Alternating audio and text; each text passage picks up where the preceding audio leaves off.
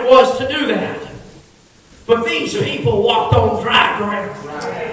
That's how you know. That's how you know it's true deliverance. You're not walking in a rough place. No! You're not barely getting by. You're not getting through this sloshing around, barely pulling your feet out. See, you know that you're doing it in your own ability when you're barely taking one step at a time and you barely get your feet up out of the ground. But when you walk in a place that shouldn't be able to be walkable and it's easy to walk through, you got to know then that it was God that made the way. You got to know then that it was God that made the way. How else could they walk on dry ground? How else could anything like that happen? Next time the doctor tries to diagnose and you turn around and get healed because you had some real deliverance, go back to the doctor and say, how else could it have been this way? How else could I have cancer here and not have cancer in that? Don't tell me it was your machine, because I know better. My God, I couldn't tell you how many times I've seen people come in limping and walk out strolling. I couldn't tell you how many times I've seen people come in, bent over in pain, and walk out praising the Lord straight up and down, shouting and running around. Why? Because how else could it have happened except for God brought a true deliverance? Somebody say it's a God thing. It's a God thing. Hallelujah. Woo! Next time somebody looks at you, know that you shouldn't be where you are today, just smile and say it's a God thing.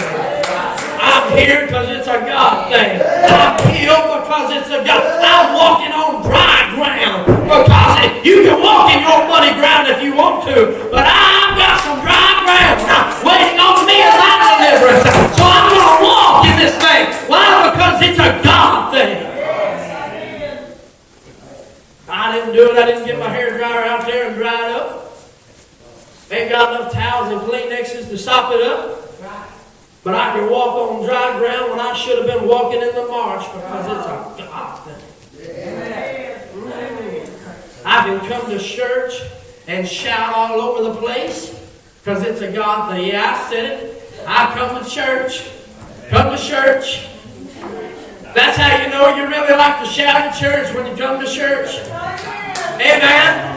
That's how you know you like to shout at church, when you come to church. My God, well, let me tell you, you can go to church and have you a good shout. Why? Because it's a God thing. It's a God thing. It's God that does it. It's God that does it. It's God that saves your soul. It's God that delivers you. I remember we was looking for a place to live, trying to find a house. Everything we was looking at in our budget either needed all the walls knocked out and replaced or needed the foundation jacked up every once a month. Now, I'm sorry, but not that I'm not trying to sound like I'm better than that, but I wanted better than that for my family. I didn't want to have to worry about having to get under the house and put another half-inch cinder block under there every month and a half or so. You ought to hear some of the realtors telling us, well, that's not a big deal. I've done it before. I've seen your house. I know better. You don't get under there. You pay somebody to get under there. Don't you lie to me. But I remember coming home one day. We looked after house after house after house. Nothing was being able to be found. And I realized something now. I hadn't prayed about it yet. Ain't it amazing? We'll do so many things that we don't think a thing about. And we'll go through failure after failure after failure. But then when you finally begin to realize you need to pray about it just a little bit. Just pray about it just a little. So I was going home, and me and God, when we talk, unless I'm praying in the Spirit, we just talk. And I said, God, I'm tired looking for houses. I'm so wore out with all this jacking up the foundation and tearing out the wall stuff. And I said, God, if you want me to have a place, you just roll out the red carpet. You let it come to me. You let me see it on the side of the road. You let it just fall into my lap. You let everything be perfect about that house. You let the price be right. You let